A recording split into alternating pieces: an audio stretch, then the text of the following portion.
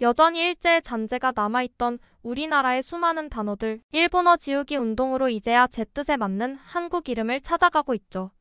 그런데 지금 반대로 일본의 청소년, 청년들은 한국어 공부에 열중이라고 하는데요. 한국어가 사랑스럽고 애교 있게 느껴진다며 시키지도 않은 한국어 공부를 하고 있다고 합니다. 대체 일본 청소년, 청년들에게 무슨 바람이 분 걸까요? 오늘의 사연 함께 들어보시죠. 영상 시청 전 구독과 좋아요 부탁드립니다. 구독과 좋아요는 영상 제작에 큰 도움이 됩니다. 감사합니다. 안녕하세요. 제 이름은 사쿠라예요. 일본에 살고 있는 18살 평범한 학생이에요. 저는 아버지를 따라 세계 곳곳의 나라에 머무른 경험이 있어요. 저희 아버지는 해외 출장이 잦은 글로벌 건설 회사의 프로젝트 매니저시거든요. 처음에는 아빠를 따라다니는 게 마냥 행복하고 즐거웠어요. 하지만 이제 그것도 슬슬 지치고 지루해졌죠. 이제 더 이상 궁금한 나라가 없어서 아버지를 따라가고 싶지 않아 했어요. 한국이란 나라를 처음 방문해보기 전까지의 저는 분명 그랬어요. 일본에는 한때 K-팝과 한국 드라마 붐이 불었어요. 하지만 저는 일본의 기술력과 전통, 문화에 대한 자부심이 강한 아빠의 오랜 가르침으로 한국 문화에 관심도 주지 않았었죠. 우리 일본의 화려한 유산, 봄의 벚꽃처럼 아름다운 시, 조상의 영혼을 기리는 축제, 전통 다도에서 느껴지는 섬세한 장인 정신, 이것들은 자부심과 흥분할 만한 가치가 있지 않나요? 당연히 우리 일본보다 훨씬 뒤떨어진 문화일 거라 생각했어요. 그냥 사람들이 한때 빠져있는 유행 같은 거라고 생각했어요. 시간이 지나면 사라질 거라고 믿었죠. 하지만 몇 주가 몇 달이 되어도 그 열기는 사라지지 않았어요. 오히려 더 커져갔죠. 그러다 주변 친구들의 영향으로 아빠의 눈치를 보며 밀어냈던 세계로 조금씩 발을 들이기 시작했어요. 한국 드라마를 보고 기본적인 한국어 표현도 배우게 되고 심지어 주위 사람들이 왜 그렇게 좋아하는지 궁금해서 K-팝도 들어봤어요. 드라마를 볼 때, 노래를 들을 때마다 마치 새로운 시각으로 세상을 바라보는 법을 배우는 것 같았죠. 아빠의 출장을 따라다니며 봤던 나라들에서 느꼈던 것들과는 완전히 다른 감정이었어요. 친구들도 제 변화를 알아차렸고 우리의 관계는 더 깊어졌어요. 서로 경험과 꿈 그리고 문화를 나누면서 비로소 세계 문화의 다양한 면을 받아들이는 게 어떤 느낌인지 알게 되었어요. 이 경험이 일본에 대한 제 애정을 줄인 건 아니었어요. 어느 날 오후 사물함 앞에서 책을 정리하고 있을 때 반 친구 몇 명이 다가왔어요. 웃으며 신나게 얘기하던 친구들이 저를 보더니 이번 주말에 우리 도쿄 한인타운 시노쿠보 갈 거야. 너도 같이 가자. 거기 정말 재밌어. 길거리 음식도 있고 K-팝 카페도 있고 한국 간식이나 화장품을 파는 가게도 많아 라며 눈을 반짝였어요. 익숙한 저항감이 들면서 본능적으로 거절하고 싶었어요. 일본 안에서 낯선 기분이 드는 곳에 가고 싶지 않았거든요. 하지만 그와 동시에 쉽게 무시할 수 없는 호기심이 밀려왔어요. 그동안 제가 싫어했던 그 한국 문화의 유행이 과연 어떤 건지 제대로 알지도 못한 채 거부했던 거예요. 그래서 잠시 고민하다가 조용히 고개를 끄덕였어요. 알겠어 하고요. 주말이 되어 친구들과 역 근처에서 만나 시노쿠보로 향했어요. 발걸음을 들이는 순간부터 분위기가 확 달라지는 걸 느꼈어요. 거리는 활기로 가득했고 건물마다 한글로 된 간판이 빼곡했어요. 사방에서 K-팝 음악이 울려 퍼지고 있었고 사람들로 가득한 거리에는 사진을 찍는 친구들, 매운 떡볶이를 나눠 먹는 커플, 상점을 구경하는 가족들까지 북적였어요. 활기찬 분위기 속에서 구운 고기와 매콤한 소스, 어디선가 맡아본 적 없는 향이 공기 중에 가득했죠. 친구들이 앞서 달려가며 작은 길거리 음식 매장 앞에 줄에 서더니 빨간 소스로 뒤덮인 떡을 제게 건넸어요. 한번 먹어봐. 라며 웃음을 띠고 권유하더군요. 망설이다가 한 입 베어 물었어요. 단맛과 매운맛이 입안에 퍼지면서 낯설지만 묘하게 중독성 있는 식감까지 처음 먹어보는 맛이었어요. 어느새 한 조각을 다 먹고 또 하나를 집어들었고 친구들은 그 모습을 보고 즐거워하며 웃었어요. 저도 모르게 미소를 지으며 친구들과 함께 그 순간을 즐겼어요. 이후엔 좁은 골목에 자리한 작은 카페로 향했어요. 벽에는 K-팝 아이돌 스타들의 포스터가 가득했고 카페는 사람들로 꽉 차 있었어요. 모두가 얘기를 나누고 좋아하는 아이돌 이름이 적힌 작은 깃발이 꽂힌 음료를 마시며 웃고 있었어요. 친구들이 이곳이 작은 공연을 하는 콘서트 카페라고 설명해줬어요. 우리는 음료를 주문하고 뒤쪽 자리에 앉아 음악이 시작되길 기다렸죠. 음악이 시작되자마자 방 안에는 묘한 긴장감이 감돌았어요. 젊은 남자가 무대에 올라 노래를 시작했고 그의 목소리에는 강렬한 감정이 실려 있었어요. 가사를 이해할 수는 없었지만 그의 표정과 몸짓에서 뭔가 언어를 초월하는 느낌이 전해졌어요.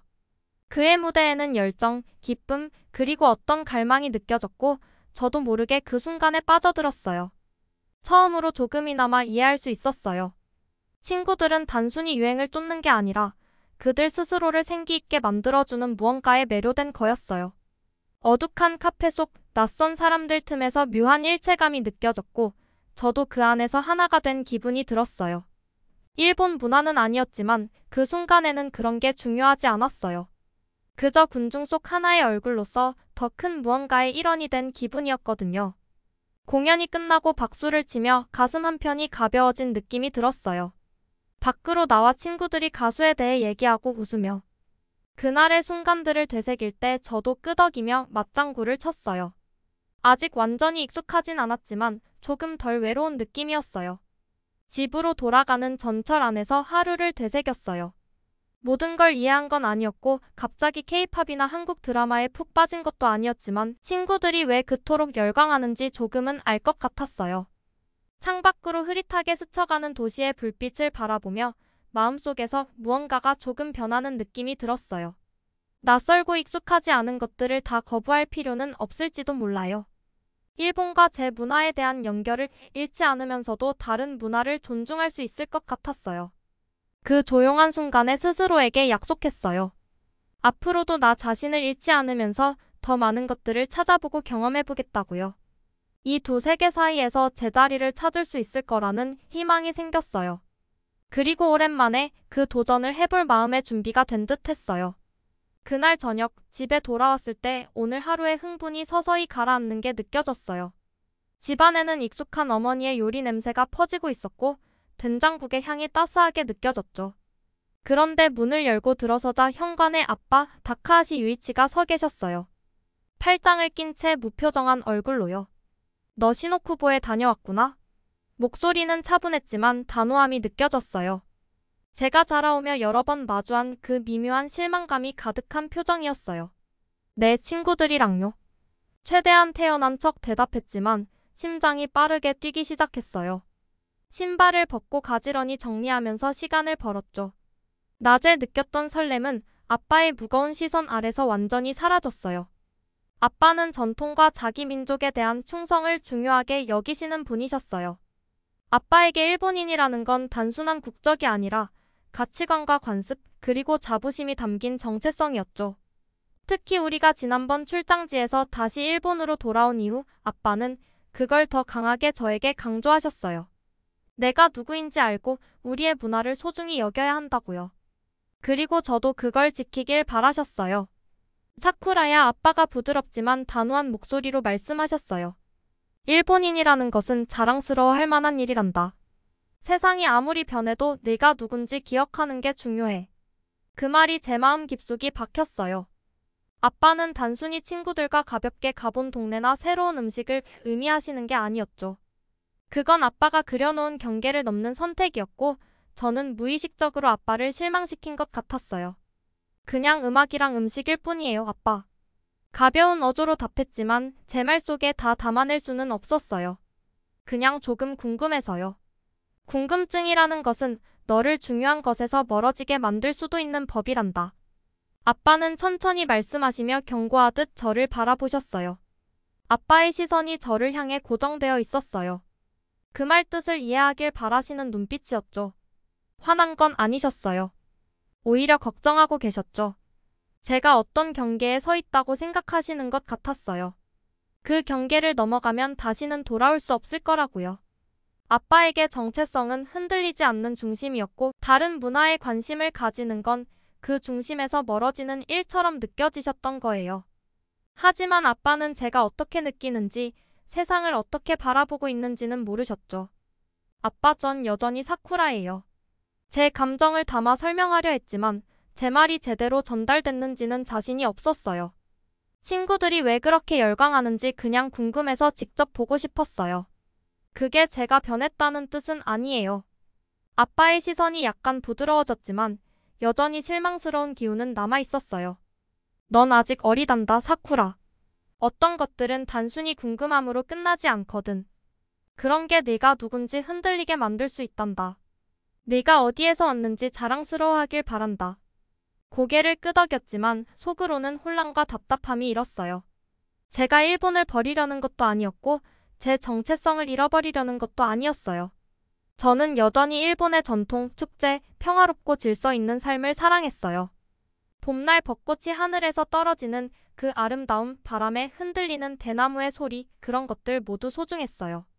그런데 그런 모든 걸 사랑하면서도 세상에 대해 조금씩 더 알아가고 싶은 마음은 왜 안 되는 걸까요? 아빠는 한숨을 쉬며 제 어깨에 손을 얹으셨어요. 사쿠라, 세상은 점점 더 빨리 변하고 있어. 하지만 집은 변하지 않아. 여기는 항상 그대로다. 여기가 바로 네가 잘 아는 곳이고 너는 일본인이라는 걸 기억했으면 좋겠구나. 따스함이 가득하지만 잃고 싶지 않은 무언가를 걱정하는 슬픔이 배어 있었어요. 알겠어요, 아빠. 조용히 대답하면서 아빠의 기대감이 저를 짓누르는 듯 했어요. 하지만 조금씩 다른 걸 알아가는 게 꼭 나쁜 건 아니잖아요. 그냥 배우는 과정이에요. 아빠는 대답하지 않으시고 살짝 고개를 끄덕였어요. 그걸로 오늘 대화는 끝난 듯 했죠. 하지만 그날 밤 이불에 누워 천장을 바라보면서 아빠의 말이 머릿속을 맴돌았어요. 궁금증이란 네가 아는 것에서 멀어지게 할 수 있어. 아빠 말이 맞는 걸까? 아빠를 실망시키고 싶지 않았고 제가 우리 문화를 소중히 여기지 않는다고 생각하게 만들고 싶지도 않았어요. 그런데 친구들에게 큰 의미가 있는 것, 도쿄 곳곳에 퍼져 있는 것을 외면하고 싶지도 않았어요. 세상이 점점 더 연결되고 확장되어 가는 듯했고 그 속에서 저도 손을 뻗어 탐험해보고 싶었거든요. 어쩌면 제 일본인으로서의 정체성을 지키면서도 그 너머에 있는 세상을 알아가는 방법을 찾기까지 시간이 필요할지도 몰라요. 아니면 평생 두 가지를 동시에 유지하며 균형을 잡으려고 할 수도 있겠죠. 하지만 확실한 건 저는 제가 누구인지를 버리는 게 아니라는 거예요. 그저 제가 어떤 사람인지 더 알아가고 있을 뿐이라는 거죠. 눈을 감으며 그 생각을 마음에 담았어요. 언젠가 아빠도 이해해 주실 거라는 희망을 가지며요. 궁금함이 꼭 무언가를 버리는 게 아니라 그저 마음을 조금 더 열고 세상을 받아들이는 과정일 수도 있잖아요. 그날 이후로 몇 주가 지나고 저는 그 사이에 친구들과 더 많은 한국 문화에 대한 정보를 공유하고 더 많은 한국어 표현을 배우게 됐어요. 저도 이제 친구들처럼 좋아하는 K-팝 가수도 생겼죠. 한국 문화는 알면 알수록 흥미롭고 대단하게 느껴졌어요. 그래서 큰 결심을 하고 아빠에게 한 가지 제안을 했어요. 아빠, 조용하지만 확신에 찬 목소리로 말했어요. 우리 나중에 한국에 함께 가보면 어떨까 생각했어요. 배울 게 정말 많을 것 같아요. 아빠는 읽고 계시던 책에서 눈을 떼고 저를 바라보셨어요. 놀란 표정이었죠. 잠시 동안 침묵이 흘렀고 저는 너무 앞서갔나 하는 생각이 들었어요. 그런데 아빠의 표정이 부드러워지더니 책을 옆에 내려놓으셨어요. 제가 두려워했던 것처럼 화내시지 않았어요. 오히려 생각에 잠기신 듯한 모습이었어요. 한국에 가보고 싶다고? 아빠는 제게 다시 물으셨어요. 저는 고개를 끄덕이며 제 마음을 전달하려 노력했어요. 네, 같이 가서 일본 사람들이 왜 그렇게 한국 문화에 끌리는지 함께 느껴보고 싶어요. 그리고 그렇게 하면 오히려 일본에 대해 더 새로운 시각을 가질 수도 있을 것 같아요. 특별한 시간이 될 것 같아요. 아빠는 제 말을 곱씹듯 긴 침묵에 잠기셨어요. 제 말을 무겁게 받아들이며 생각하시는 듯 했죠. 마침내 아빠가 고개를 들었고 따뜻한 눈빛이 느껴졌어요. 사쿠라, 아빠는 천천히 말씀하셨어요. 그것도 나쁘지 않을 것 같구나. 안도감과 기쁨이 한꺼번에 밀려왔어요. 그 순간 아빠와 저 사이에 다리가 놓이는 것 같았어요. 그 다리는 단순히 아빠와 딸 사이의 다리가 아니라 한때 멀게만 느껴졌던 두 문화 사이에 놓이는 다리였어요. 이건 한쪽을 선택하는 문제가 아니었어요. 두 문화를 모두 새로운 시각으로 보고 함께 존재할 수 있는 방법을 배우는 과정이었어요. 다른 문화를 받아들인다는 것이 저의 문화를 버린다는 뜻이 아니라는 걸 깨달았어요. 오히려 저를 성장시키고 세상을 바라보는 방식을 넓히는 거였죠. 새로운 경험을 위해 마음을 열면서도 제가 누구인지를 잃지 않는 거였어요. 앞으로 펼쳐질 길은 제가 상상하지 못했던 가능성으로 가득 찬 길일 거라는 확신이 들었어요. 눈을 감으면서 이제 준비가 됐다는 생각이 들었어요. 새로운 나를 발견하고 한때 너무 멀게 느껴졌던 다리를 건너고 세상을 나눠진 조각들이 아니라 하나의 통합된 것으로 바라볼 준비가요. 미래에 대한 기대와 함께 이 여정이 이제 막 시작됐다는 생각을 품고 깊은 잠에 들었어요. 한국으로 가족여행을 떠나게 된 그날, 저는 새로운 기대와 설렘에 가득 차 있었어요. 아빠와 함께 공항으로 향하는 길 내내 머릿속으로 한국에서 경험할 것들을 상상했죠. 전에 다녀왔던 중국, 베트남, 싱가포르에서 느끼지 못한 설렘이었어요. 이번 한국 여행은 왠지 더 특별하게 느껴졌어요. 단순한 관광이 아닌 무언가 더 깊이 있는 것을 경험할 수 있을 것 같은 예감이 들었거든요. 비행기를 타고 몇 시간을 지나 인천공항에 도착했을 때 첫 인상이 강렬하게 남았어요. 공항은 활기차고 깔끔하면서도 효율적으로 잘 운영되는 느낌이었어요. 일본 공항과 비교가 되지 않을 정도로 크고 모든 시스템이 빠르고 정확했어요. 우리가 숙소로 가는 동안 창밖으로 펼쳐지는 한국의 풍경은 제게 낯설지만 동시에 따뜻하게 다가왔어요. 높은 빌딩들과 전통 가옥이 공존하는 모습은 한국이라는 나라가 현대와 전통을 어떻게 잘 아우르는지 보여주는 것 같았어요. 첫날 아침 아빠와 저는 경복궁을 찾았어요. 경복궁은 사진에서만 보던 장소였는데 직접 눈앞에서 마주하니 웅장함과 섬세함이 동시에 느껴졌어요. 경복궁의 화려한 색채와 정교하게 짜인 구조물은 일본의 궁들과는 또 다른 독특한 매력을 가지고 있었어요. 건축 전문가인 아빠도 저와 마찬가지로 감탄하는 모습이었죠. 궁 내부를 걷다 보니 해설사가 한국의 역사와 조선 왕조에 대한 이야기를 해주었는데 그때 비로소 이곳이 단순한 건축물이 아니라 수백 년간 이어져 온 역사와 문화의 산물이라는 게 깊이 와 닿았어요. 경복궁을 나와 북촌 한옥마을로 이동했을 때 한옥들이 나란히 이어져 있는 풍경에 감탄하지 않을 수 없었어요. 한국의 전통 가옥들은 자연과 조화를 이루는 방식으로 지어져 있었고 집마다 문양과 색감이 달라 개성이 넘쳤어요. 한국인들은 건축물 하나에도 마음과 정성을 담아왔다는 게 느껴졌어요. 특히 아빠는 한옥의 지붕 곡선과 목재 구조의 견고함을 보며 감탄을 금치 못했어요. 다음 날 우리는 전통 한식 요리를 체험하기로 했어요. 한정식이라는 형태의 식사를 처음 접했을 때 각종 반찬과 요리가 가지런히 놓인 상을 보며 또 한 번 감탄했어요. 한정식은 단순히 배를 채우는 식사가 아니라 정성스레 차린 요리를 하나씩 음미하며 서로의 존재를 느끼는 시간이었어요. 특히 불고기와 된장찌개, 전과 같은 한국 요리는 제게 친숙하면서도 또 다른 깊은 맛이 있었고 각 요리마다 다른 의미와 전통이 담겨 있다는 설명에 한국의 음식 문화가 단순히 맛있는 음식을 넘어서 가족과 이웃을 하나로 잇는 역할을 한다는 걸 느꼈어요. 아빠도 처음엔 어색해하셨지만 한식의 깊은 맛에 빠져들며 즐거워하셨어요. 한국 여행 중 가장 인상 깊었던 건 한국 사람들이었어요. 길을 걷다가 길을 잃었을 때마다 한국 사람들은 친절하게 안내해 주었고 우리가 잘 이해할 수 있도록 여러 번 설명해 주었어요. 일본과 한국은 가깝지만 한국 사람들은 자신을 표현하는 데 있어 좀 더 적극적이고 열정적인 느낌이 있었어요. 특히 시장에서 상인들이 웃으면서 흥정하거나 덤을 챙겨주는 모습을 보면서 그 속에 담긴 한국 특유의 활기와 정이 느껴졌어요. 그 모습이 제게는 생소했지만 곧 익숙해지며 즐겁게 다가왔죠. 그리고 마지막 날 밤 아빠와 저는 남산타워에 올랐어요. 서울의 야경을 한눈에 내려다보면서 제가 한국에서 경험한 모든 것들이 한꺼번에 떠올랐어요. 한국은 저에게 예전에 다녀왔던 중국이나 베트남, 싱가포르와는 차원이 다른 감동을 남겼어요. 과거와 현대가 조화를 이루며 성장하는 나라, 그리고 그 안에서 자기 자신을 지키며 살아가는 사람들, 한국은 단순한 여행지가 아니라 존경심이 느껴지는 나라가 되었어요. 아빠도 조용히 야경을 바라보며 무언가 깊이 생각하는 듯 했어요. 한국에서의 경험이 아빠에게도 새로운 시각을 열어준 것 같았어요.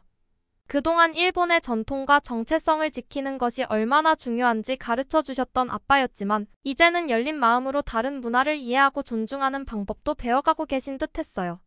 그날 밤 호텔로 돌아와 저는 이 여행이 저와 아빠에게 어떤 의미로 다가왔는지 곱씹어 보았어요. 한국이라는 나라를 경험하며 느낀 존경심과 감동은 저희 세계를 더 넓혀주었어요. 한국과 일본은 때론 다른 길을 걸어왔지만 두 나라가 서로 배우고 존중할 수 있다는 걸 깨닫게 되었죠. 이 여행을 통해 저는 제 문화에 대한 사랑과 자부심을 더욱 깊이 느끼면서 다른 문화를 이해하고 받아들이는 법도 배우게 되었어요.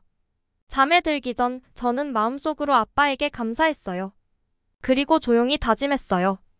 앞으로도 열린 마음으로 다양한 문화를 존중하면서 제 정체성을 지켜가겠다고요. 한국에서의 경험은 단순히 여행이 아니었어요. 그것은 제가 누구인지, 그리고 어떤 사람으로 성장해 나가야 할지 알려준 값진 배움의 시간이었어요. 오늘의 이야기는 여기까지입니다.